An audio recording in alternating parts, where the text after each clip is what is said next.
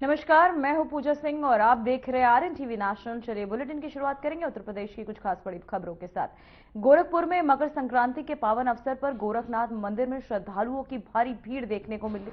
वहीं तड़के सुबह से ही दूर दराज से आए भक्त मंदिर पहुंचकर गुरु गोरखनाथ के दर्शन पूजन कर रहे हैं। मंदिर परिसर में भक्तिमय माहौल बना हुआ है। वहीं भीड़ को नियंत्रित करने और श्रद्धालुओं की सुविधा के लिए प्रशासन की ओर से विशेष इंतजाम और सुरक्षा व्यवस्था भी कड़ी की गई ताकि सभी श्रद्धालु शांतिपूर्ण ढंग से दर्शन कर सकें।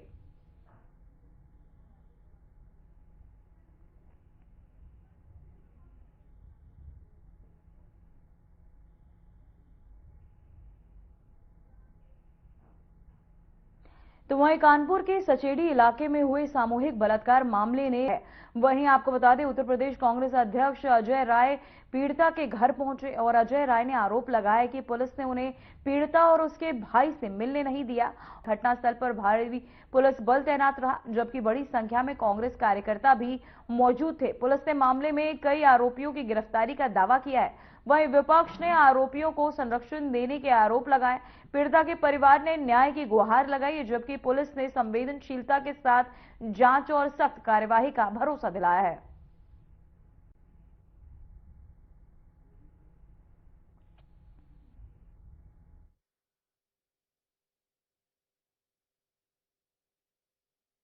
नहीं, पूरा पीड़ित परिवार उसको जबरदस्ती यहाँ से पुलिस वाले उठा ले गए और इसलिए कि हम मिल ना सके उससे और वो अपनी सही जो भी उसके साथ घटनाएं घटी हमको बता ना सके, इस तरह से उसको यहाँ से हटा दिया गया है।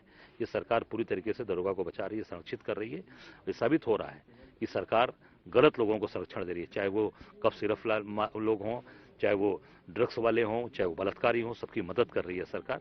कांग्रेस का एक कार्यकर्ता इनके साथ खड़ा है। इनको मांग करते हैं 50 लाख रुपए, इनको नौकरी, इनके घर, इनको जमीन दी जाए। न इनके शौचालय है, न गांव में आने का रास्ता है, न बिजली है, न पानी है। तो वहीं सोनभद्र पुलिस ने हैरान करने वाला खुलासा, हाईवे पर महिला के वेश में वाहन चालकों को फंसाकर लूटने वाला गैंग धराया गया। वहीं मुठभेड़ में गिरफ्तार दूसरा फरार है। पुलिस ने गैंग का एक सदस्य गिरफ्तार किया, जबकि दूसरा अभी फरार है। पूछताछ में अभियुक्त कृष्णा ने खुलासा किया कि वे वाहन चालकों को महिला के भेष में रोककर लालच देकर सुनसान जगह ले जाते थे। वहां हथियारों के बल पर कैश और कीमती सामान लूटते थे। पुलिस ने कब्जे से तमंचा, कारतूस और 2 मोबाइल बरामद किए। ये हैरतगंज खुलासा थाना कोन पुलिस ने किया है। 14 जनवरी 2026 को प्रातः 4 बजे के आसपास थाना कोन क्षेत्र के अंतर्गत कनहर पुल की तरफ एक सूचना प्राप्त हुई कि 2 बदमाश जो सक्रिय अपराधी हैं, ये छुपे हुए हैं और किसी आपराधिक घटना को करने की योजना बना रहे हैं। इस सूचना पर थाना कोन की पुलिस द्वारा मौके पर दबिश दी गई। दबिश के दौरान एक बदमाश ने पुलिस बल के ऊपर फायरिंग कर दिया। आत्मरक्षा में पुलिस बल द्वारा भी उस पर फायरिंग की गई, जिससे मुठभेड़ के दौरान उसके पैर में गोली लगी है। दूसरा बदमाश अंधेरे का फायदा उठाकर भाग गया वहां से, जिसके पकड़ने के लिए पुलिस टीम रवाना की गई है। जिस बदमाश के पैर में गोली लगी है उसको इलाज के लिए अस्पताल भेज दिया गया है। पूछताछ के दौरान उसने स्वीकार किया है कि वह अपने साथियों के साथ मिलकर ट्रकों के सामने महिला का वेश धारण करके खड़े होते थे और उनसे मदद के लिए जो है रोककर लूटपाट, छिनैती जैसी घटनाएं करते थे।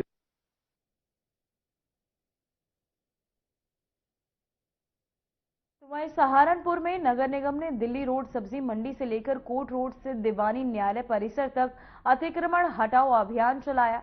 कोर्ट रोड पर नाले के ऊपर किए गए अतिक्रमण हटाए गए और साथ ही नियमों का उल्लंघन करने वाले दुकानदारों का सामान जब्त कर 16,000 रुपए का जुर्माना भी वसूला गया। वही अचानक हुई कार्यवाही से दुकानदारों में हड़कंप मच गया। तो वहीं नगर निगम ने साफ किया कि अतिक्रमण के खिलाफ अभियान आगे भी जारी रहेगा।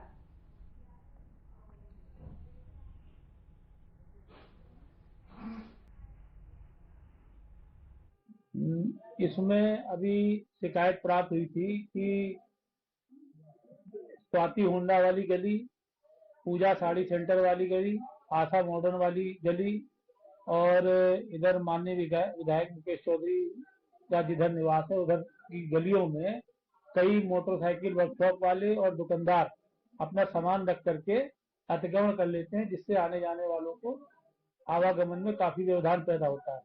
नगर आयुक्त महोदय के द्वारा निर्देश दिए गए थे कि अतिक्रमण को तत्काल हटाया जाए। पूर्व में भी हम इसको अतिक्रमण को कई बार हटवा चुके।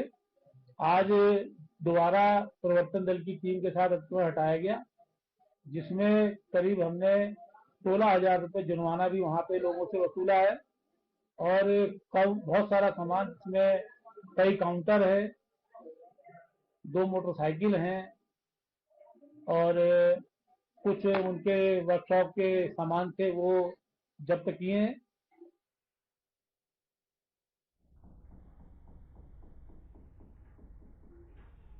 तो वहीं कौशाम्बी में पर्यटन विकास के नाम पर लापरवाही अब बर्दाश्त नहीं, यही संदेश जिलाधिकारी डॉक्टर अमित पाल शर्मा ने स्पष्ट शब्दों में दिया। ग्राम कोमस इनाम उपहार में निर्माणाधीन गेट कॉम्प्लेक्स, टूरिज्म फैसिलिटेशंस और सेंटर एवं बौद्ध थीम पार्क के औचक निरीक्षण के दौरान जब जमीनी हकीकत सामने आई तो प्रशासनिक सख्ती भी पूरी तरह दिखी। वह निरीक्षण के समय निर्माण कार्य पूरी तरह ठप, न मजदूर मौजूद, न ही कार्यदायी संस्था का कोई अधिकारी। डीएम ने मौके पर ही गहरी नाराजगी जताई। मकर संक्रांति का हवाला देकर दी गई सफाई को उन्होंने स्वीकार तो किया, लेकिन काम में देरी को किसी भी कीमत पर जायज नहीं माना।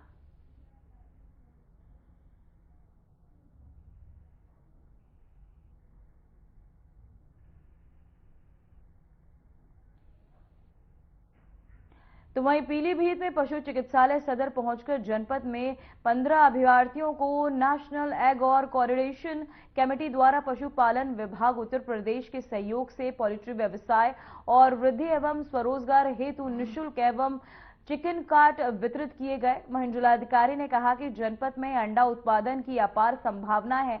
अधिक से अधिक लोगों को पोल्ट्री फार्म खोलने के लिए प्रेरित किया जाएगा ताकि अंडा उत्पादन में वृद्धि हो सके।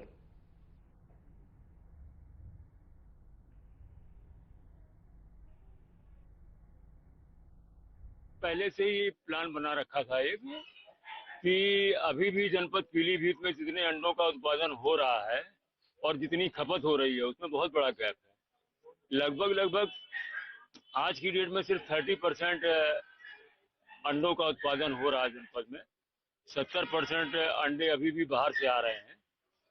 तो प्रमुख लक्ष्य हम लोगों का ये है कि जनपद पीलीभीत को अंडे उत्पादन में हम आत्मनिर्भर बनाएं। उसी के तहत national egg and coordination committee ने आज 15 लोगों को ये कार्ड उपलब्ध कराए हैं। इनके माध्यम से एक तो प्रचार प्रसार होगा। इसके अलावा हम लोगों ने बहुत सारे किसानों से भी बात की है, स्वयं सहायता समूह की महिलाओं से भी बात की है। इसके अलावा बंगाली कॉलोनियों में भी हम लोग जाकर के वहाँ के लोगों को मोटिवेट किया है कि वो छोटे छोटे पोल्ट्री फार्म अपने आवेदन हम लोगों को दें, जिससे मुर्गी पालन वो करें और जिससे अंडे का उत्पादन हो। और कम से कम अभी जो हमारा लक्ष्य है वो कि जनपद पीलीभीत अंडे उत्पादन में आत्मनिर्भर बने।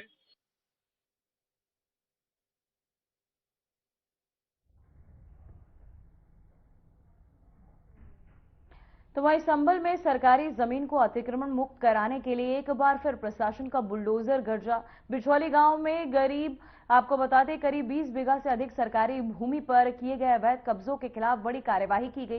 प्रशासन ने 2 बुलडोजर लगाकर 5 अवैध मकानों को ध्वस्त किया। पूरा मामला उत्तर प्रदेश के जनपद संभल के बिछौली गांव का है, जहां करीब 20 से 27 बीघा तक विभिन्न श्रेणियों की सरकारी जमीन पर अवैध निर्माण किया गया था। शिकायत मिलने के बाद प्रशासन ने कार्यवाही करते हुए तहसीलदार धीरेन्द्र प्रताप के नेतृत्व में बुलडोजर अभियान चलाया।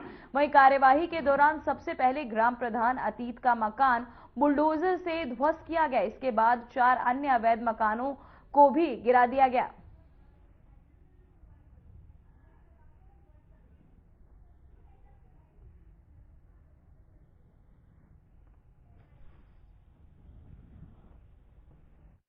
अभी हमारी ग्राम बिछौली में लगभग 20 बीघा सरकारी लैंड है। इस पे लगभग 40 से अधिक मुकदमे लोगों के मकान जो हैं वो अवैध निर्माण जो है चिन्हित किए गए। और जल्दी ही उन्हें जो है न्यायालय में सुनकर बेदखली कार्रवाई की जाएगी। नहीं, अभी जो है न्यायालय में तहसीलदार संभल के न्यायालय में जो है इनकी सुनवाई चलेगी। अभी इन लोगों को भी अपना पक्ष रखने का मौका है। ये 20 बीघे से अधिक की लैंड है जो स्कूल और खेल का मैदान, उद्यान पशुचर इत्यादि के रूप में अभिलेखों में दर्ज है। इस पर बहुत पहले से न्यायालय में बेदखली के मुकदमे चल रहे थे और 2022 में ट्रायल कोर्ट के द्वारा इस पर आदेश भी पारित कर दिया गया था और जिन 5 मामलों में अपीलेट कोर्ट ने ऑर्डर पारित करते हुए बेदखली का आदेश पारित किया, आज उन 5 मामलों का मौके पर एग्जीक्यूशन करा दिया गया और उन पर से कब्जे हटवा दिए गए। शेष के बारे में जैसा अपीलेट कोर्ट डिसाइड करेगी और यथाविधि आदेशानुसार मौके पर क्रियान्वयन कराया जाए।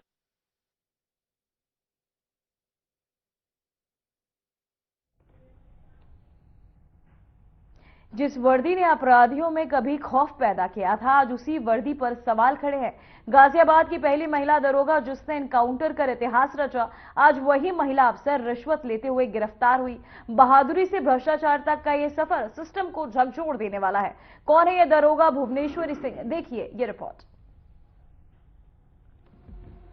गाजियाबाद में जिस महिला अफसर को कभी हिम्मत और बहादुरी की मिसाल माना गया, आज वही अफसर भ्रष्टाचार के आरोपों में गिरफ्तार है। पहली महिला दरोगा जिसने गाजियाबाद में एनकाउंटर किया, दूसरी बार रिश्वत लेते पकड़ी गई। आखिर कौन है ये दरोगा भुवनेश्वरी सिंह जिसकी चर्चा आमो खास है? आइए जानते हैं गाजियाबाद महिला दरोगा केस पूरा क्या है। गाजियाबाद की पहली महिला अफसर जिसने एनकाउंटर किया, बहादुरी के लिए पहचान बनी थी इनकी, बाद में रिश्वतखोरी के आरोपों में भी घिरी और एक बार पहले भी आरोप इन पर लग चुके थे। दूसरी बार इन्हें रिश्वत लेते रंगे हाथों गिरफ्तार किया गया। एंटी करप्शन टीम ने एक्शन लिया और सवालों के घेरे में दरोगा भुवनेश्वरी सिंह है। नाम है इनका भुवनेश्वरी सिंह। जी हां, उत्तर प्रदेश की वो महिला दरोगा जिनका नाम गाजियाबाद में पहले महिला एनकाउंटर करने वाली से जुड़ा, फिर कभी अपराधियों के खिलाफ कठोर कार्रवाई लेने के लिए भी जुड़ा, लेकिन पुलिस महकमे में उनकी छवि एक तेज तर्रार अफसर की जरूर रही। पर गाजियाबाद में एंटी करप्शन की टीम ने जब इस महिला दरोगा को 45,000 रुपए की रिश्वत लेते रंगे हाथों गिरफ्तार किया तो सवाल खड़े हो गए। महिला दरोगा 23 सितंबर 2025 को गाजियाबाद में एक एनकाउंटर में बदमाशों को घायल करने के बाद चर्चा में आई थी। गाजियाबाद की पहली महिला दरोगा थी ये, जिन्होंने एनकाउंटर किया था। एंटी करप्शन की टीम ने जांच के दौरान महिला दरोगा से रिश्वत की रकम लेते हुए बरामद की। महिला दरोगा गिरफ्तार कर ली गई। गाजियाबाद में इस महिला अफसर द्वारा किया गया पहला एनकाउंटर, इस कार्रवाई ने भुवनेश्वरी सिंह को सुर्खियों में लाया और उस वक्त इस एनकाउंटर को महिला सशक्तिकरण और कठोर पुलिसिंग का एक उदाहरण बताया गया। सोशल मीडिया से लेकर पुलिस महकमे तक इनकी चर्चा होने लगी, लेकिन वक्त के साथ इस महिला अफसर पर भ्रष्टाचार के आरोप भी लगे। पहली बार रिश्वतखोरी के मामले में इनका नाम सामने आया।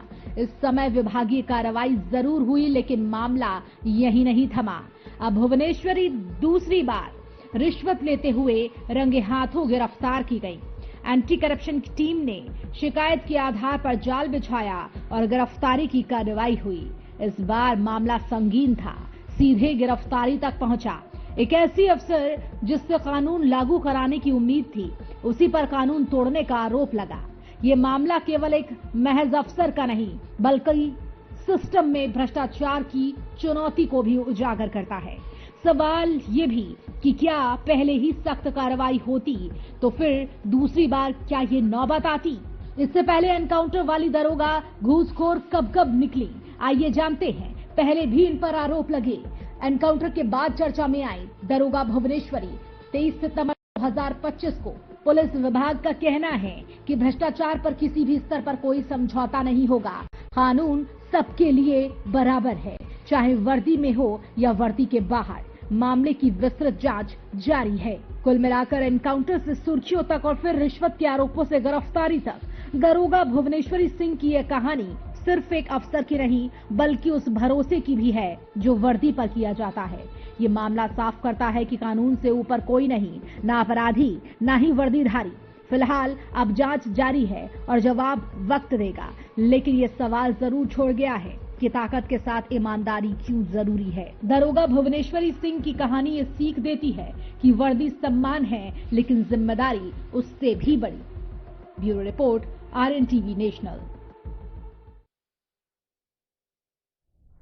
तो वहीं महाराजगंज जिले के परतावल ब्लॉक स्थित ग्राम सभा बड़हरा बाईपास में मनरेगा योजना में बड़े स्तर पर भ्रष्टाचार का मामला सामने आया।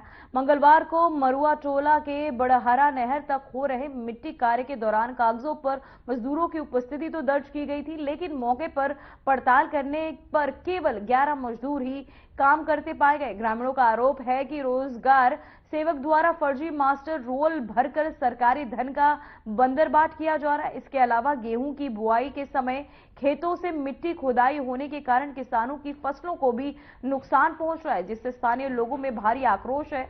वहीं शासन प्रशासन से इस मामले में कड़ी जांच के आदेश भी दिए गए, साथ ही दोषियों पर कार्यवाही की मांग भी लगातार उठ रही है।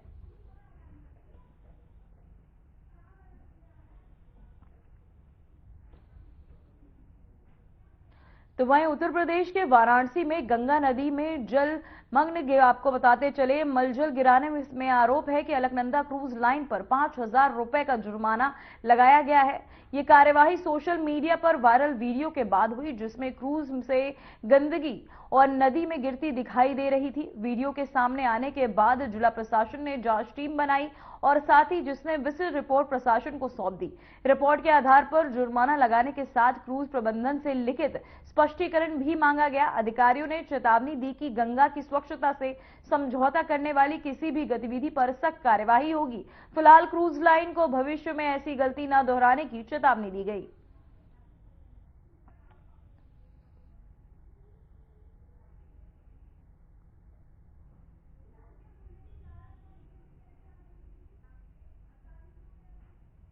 तो वहीं खबर मैनपुरी से, जहां रुपए मांगने पर युवक को बेरहमी से पीटा गया। गंभीर रूप से घायल युवक का इलाज कराने के बाद पीड़ित परिवार ने पुलिस अधीक्षक से मिलकर न्याय की गुहार लगाई है। बताया गया है कि आमिर ने अपने गांव में एक युवक के साथ दिल्ली में काम दिलवाने के लिए बेकरी संचालन से 2,000 रुपए एडवांस दिलवाए थे। रुपए लेने के बावजूद भीमसेन दिल्ली काम करने नहीं गया। इसके बाद जब आमिर ने अपने पैसे वापस मांगे तो दोनों के बीच कई बार विवाद हुआ। इसके बाद आमिर घर वापस नहीं लौटा। परिजनों ने तलाश की तो आमिर अंजनी जसरऊ रोड पर मरणासन हालत में पड़ा मिला।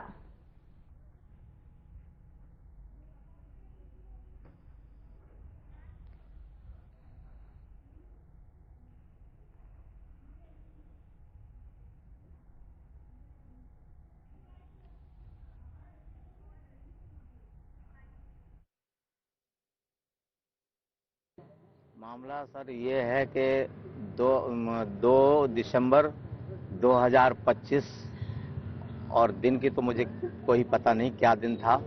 तो ये मंगलवार को मुझे दिन अच्छी तरह से याद नहीं है। तो वो लड़का ये जो है भीमसेन जो है ये मतलब घर पे आया और तो घर पे आया, इसको लेके गया। तो इन लोगों ने पूछा कि कहाँ लेके जा रहे हो, ये हमारी बहू है उस लड़के की बीवी। इसने मना किया, कई बार पहले भी मना किया, मतलब ये मतलब साथ इसके मत रहा करो कि वो शराब वराब पीने का आदी है, तो इसलिए मना भी किया। मगर उसके बाद ये लड़का ले गया। तो घर वालों ने जब पूछा तो कहने लगे मैं आधा घंटे कोई काम है, आधा घंटे के बाद हम इसको छोड़ देंगे आके। उसके बाद पता नहीं कहाँ क्या गए, क्या करा इन्होंने।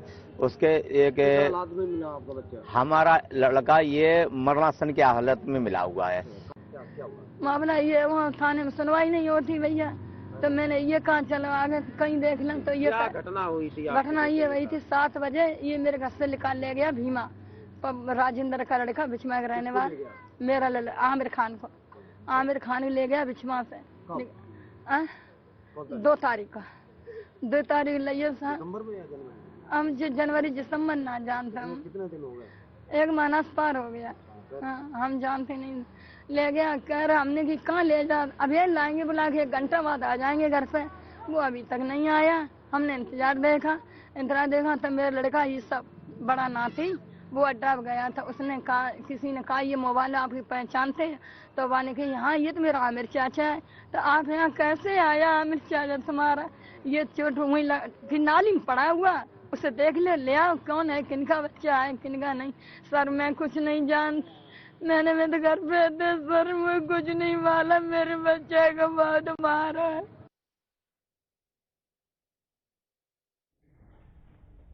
योगी सरकार ने एक बार फिर सिस्टम में पारदर्शिता लाने की दिशा में बड़ा और सख्त फैसला लिया है। प्रदेश में संपत्ति की रजिस्ट्री से जुड़ा हर बड़ा लेन देन अब पूरी तरह डिजिटल होगा। 2000 से ज्यादा रजिस्ट्री फीस अब नगद नहीं, सिर्फ ऑनलाइन। भ्रष्टाचार पर लगाम, बिचौलियों पर वार और आम आदमी को राहत। ये फैसला क्यों अहम है, किसे होगा इससे फायदा और किसे होगी परेशानी, इसी को लेकर देखिए हमारी ये स्पेशल रिपोर्ट। डिजिटल रजिस्ट्री पारदर्शी व्यवस्था, योगी सरकार का बड़ा फैसला। प्रदेश में जमीन, मकान और संपत्ति की रजिस्ट्री सालों से भ्रष्टाचार, नगद लेन देन और दलालों की शिकायतों से जुड़ी रही हैं। रजिस्ट्री कार्यालयों में नगद भुगतान को लेकर गड़बड़ियों की शिकायतें लगातार सरकार तक पहुंचती रहीं। इन्हीं शिकायतों को गंभीरता से लेते हुए योगी सरकार ने बड़ा और निर्णायक कदम उठाया। क्या कहता है नया आदेश? शासन द्वारा जारी नए आदेश के मुताबिक अब उत्तर प्रदेश में 20,000 से अधिक की रजिस्ट्री फीस किसी भी हालत में नगद स्वीकार नहीं की जाएगी। अगर फीस 20,000 रुपए से 1 रुपया भी ज्यादा है तो भुगतान सिर्फ ऑनलाइन माध्यम से ही होगा। नेट बैंकिंग, यूपीआई या सरकार द्वारा मान्य अन्य डिजिटल पेमेंट सिस्टम। यह आदेश 12 जनवरी 2026 से प्रदेश के सभी 75 जिलों में पूरी तरह लागू कर दिया गया है। पहले क्या थी समस्याएं? रजिस्ट्री के दौरान भारी रकम नगद में दी जाती थी। यही नगद लेन देन भ्रष्टाचार की सबसे बड़ी जड़ बनता था। कई मामलों में रसीदों में गड़बड़ी, अतिरिक्त वसूली और दलालों की भूमिका सामने आती रही। सरकार का मानना है कि नगद लेन देन खत्म होते ही भ्रष्टाचार की संभावना भी खत्म हो जाएगी। डिजिटल भुगतान से क्या बदलेगा? ऑनलाइन भुगतान से सबसे बड़ा फायदा होगा तत्काल भुगतान की पुष्टि। अब ना लाइन में लगने की जरूरत, ना कैश गिनने का झंझट और ना ही रसीद के लिए इंतजार करना। हर भुगतान का डिजिटल रिकॉर्ड बनेगा जो भविष्य में किसी भी विवाद की स्थिति में सबूत के तौर पर काम आएगा। सरकार का दावा है कि डिजिटल रिकॉर्डिंग के चलते वित्तीय गड़बड़ी की संभावना लगभग शून्य हो जाएगी। जनता को क्या होगा फायदा? इस फैसले से आम जनता को बड़ी राहत मिलेगी। अब लोगों को लाखों रुपए नगद लेकर रजिस्ट्री दफ्तर जाने की जरूरत नहीं है। सुरक्षा का खतरा खत्म, चोरी लूट की आशंका खत्म और काम भी पहले से ज्यादा तेज। खास तौर पर महिलाओं और बुजुर्गों के लिए फैसला राहत भरा माना जा रहा है। ग्रामीण इलाकों की बड़ी चुनौतियां। हालांकि ग्रामीण इलाकों में डिजिटल भुगतान को लेकर कुछ चुनौतियां भी हैं। इंटरनेट की उपलब्धता, डिजिटल जानकारी की कमी और तकनीकी समस्या। सरकार का कहना है कि ग्रामीण क्षेत्रों में डिजिटल जागरूकता अभियान तेज किए जाएंगे ताकि कोई भी व्यक्ति इस नई व्यवस्था से वंचित न रहे। सरकार की तैयारी और निर्देश। प्रदेश के सभी उप निबंधक कार्यालयों को स्पष्ट निर्देश दिए गए हैं। हर कार्यालय में ऑनलाइन भुगतान के लिए पूरी तकनीकी व्यवस्था हो। अधिकारियों को चिताया गया है कि 12 जनवरी के बाद किसी भी हालत में भारी रकम नगद स्वीकार न की जाए। आदेश का उल्लंघन कड़े एक्शन को न्योता देगा। योगी सरकार का यह फैसला केवल एक नियम नहीं बल्कि सिस्टम सुधार की दिशा में एक बड़ा कदम है। डिजिटल भुगतान, पारदर्शी व्यवस्था और भ्रष्टाचार पर सीधा प्रहार। अब रजिस्ट्री होगी आसान, सुरक्षित और पूरी तरह ट्रैक करने योग्य। रजिस्ट्री प्रक्रिया को कैशलेस बनाकर योगी सरकार ने साफ संदेश दिया है। अब व्यवस्था बदलेगी और भ्रष्टाचार को बर्दाश्त नहीं किया जाएगा। डिजिटल इंडिया की यह पहल जमीनी स्तर पर कितना असर दिखाती है, इस पर सबकी नजर रहेगी। फिलहाल खबरों में इतना ही। देखते रहिए RNTV नेशनल। मुझे दीजिए इजाजत। नमस्कार।